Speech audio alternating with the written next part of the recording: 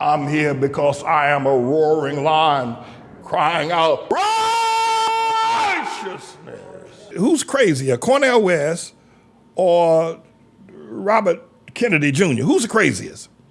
I think Cornel West, they both are crazy. I mean, they're both are unhinged. Cornel West,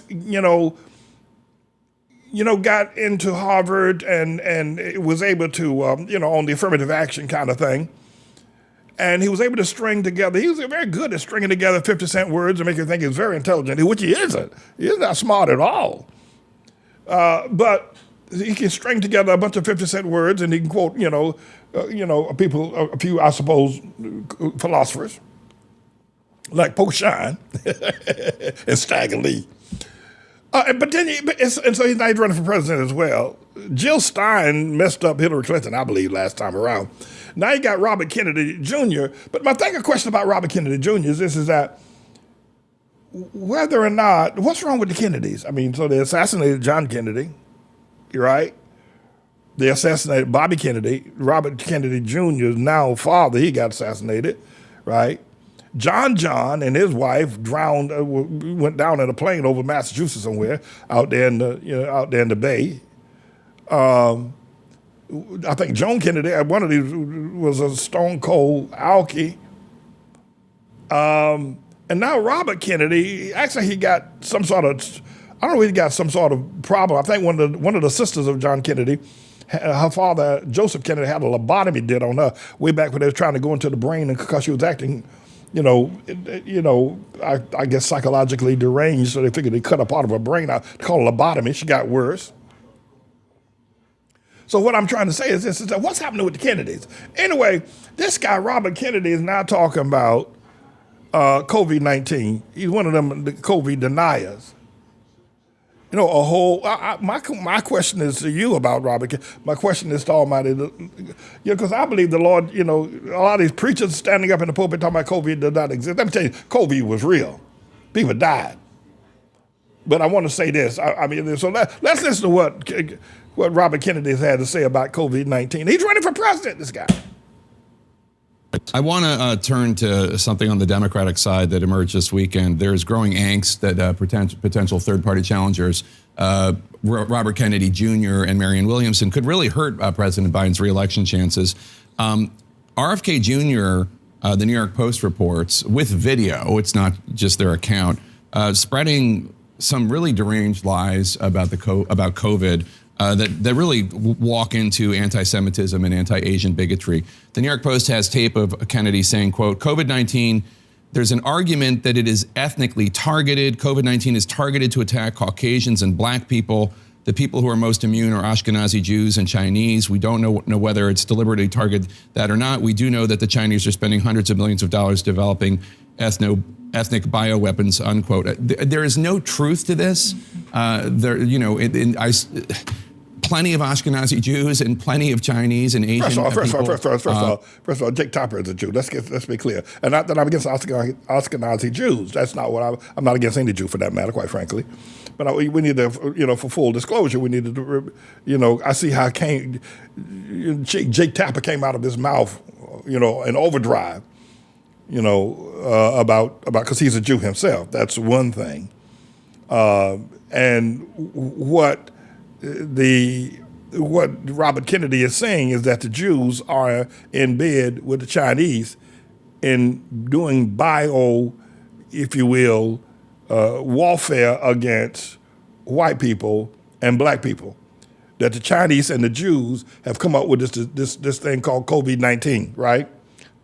To kill black people and kill white people. Now, here, I don't believe Robert Kennedy for 1 second. I wouldn't walk across the street, to tell him I don't believe him. But let me say this. I do believe that both America and China and European nations and Russia have developed biochemical diseases to wipe out other segments of the world population. I believe that.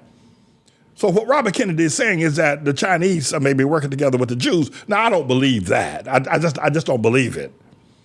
You say, well, Pastor, if you believe that the Chinese, would the Chinese put together some sort of a bio injection into people and you'll find a whole race of people dying out? It hasn't happened as of yet, but I do believe that biowarfare on, if you will, on a racial level is possible. I just don't believe Robert Kennedy Jr. Let me express that. But what we are looking at is that we're looking at potentially China looking at a way to, and we may see more. Right now Ukraine has got this drone warfare where you used to be able to fire pilots and and shoot, if you will, big guns. Now it's everybody's using drones. I suppose at some point in time, if I follow the tribulation correctly, now please, I don't say I have this as a word from the Lord, but I do have the tribulation as the understanding. I believe that in the tribulation, that we will see biowarfare against races of people. So Robert Kennedy, I believe, is wrong about the Ashkenazi Jews and about the Chinese working together in cohorts together. I don't believe that for 1 second. But I do believe that as time marches on and tribulation takes its grip, that you're going to see certain groups trying to wipe out certain other groups by setting up a platform whereby they will all be injected with some sort of a biochemical that'll take them off the scene. I believe that. And that will be a part of the tribulation. That's going to happen, nation against nation, kingdom against kingdom, using biowarfare. Anyway, let's see what they've got to say on this panel about Robert Kennedy Jr. Died of COVID. It's a deranged argument. But this guy is posing, he's polling in the double digits among Democrats. Well, but again, I think that is more about name recognition. I mean, his own family doesn't support him. And as you just said, that is a deranged, disgusting thing to say. Let's just be very clear. It does not represent the values of the Democratic Party. So I think when voters, he's not on the ballot in any states. And I think when voters actually get to hear him say things like that, those numbers will fall. I'm not concerned. And as the Congresswoman said, the fundraising numbers from the Biden campaign should just shut up the people who have been, wringing their hands. We see it every cycle. I'm very confident in President Biden's ability to run a solid campaign. And the last thing I'll say very quickly is, in part because, a lot of what 2024 is going to be about is who gets to be an American. When we talk about the defense authorization bill, I mean, a lot of what is in there are anti-LGBTQ, anti-woman, anti-civil rights. I mean, we're seeing this at the state level. We're seeing this at the federal level. And it's calling it culture wars is such a disservice. Yeah. So I want to say on Karen's point, too, about the people who have been kind of underestimating President Biden. I think that his fundraising numbers need to be a wake-up call to Republicans as well, because I feel like a lot of people are pointing to his low approval ratings and everything. But if Republicans nominate someone like Donald Trump, then Biden could succeed and win re-election. But I think if we put up anyone else, we could pose a threat to Biden. But these fundraising numbers are...